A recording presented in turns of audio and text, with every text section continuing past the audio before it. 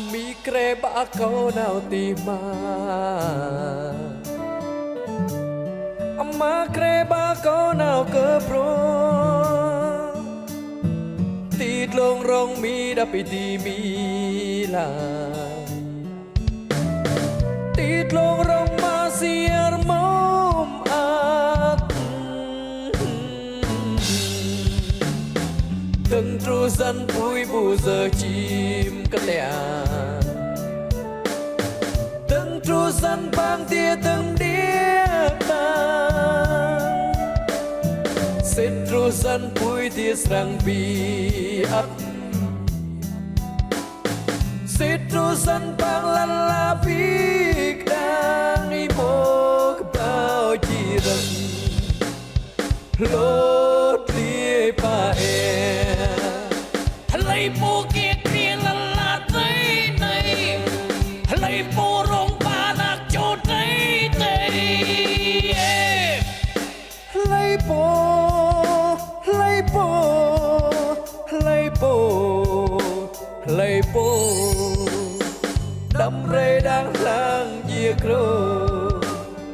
đâm rê đang bồ dìa ra đâm rê cái nàng khuột ô đâm rê nạc cho trái ngột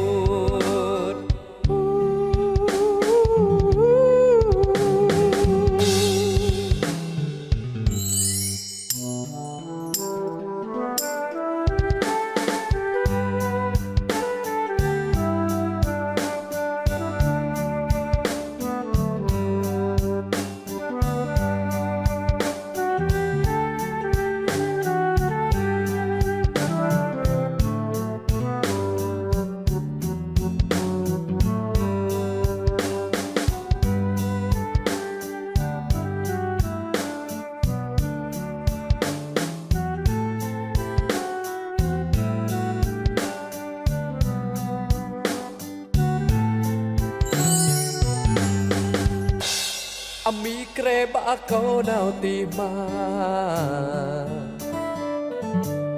amma creba câu nào cơ pro tít lông rong mi đã bị đi mi là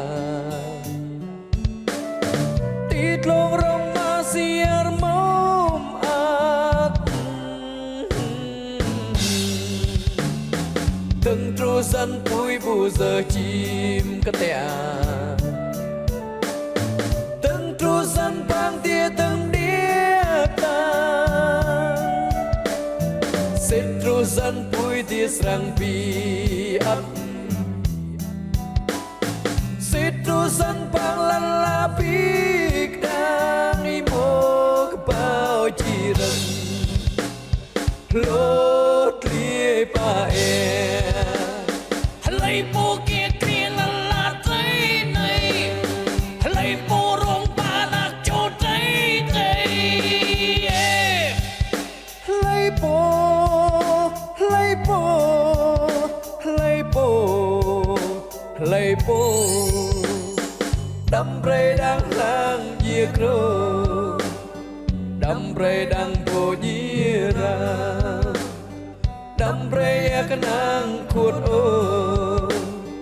đâm rê nạc cho trái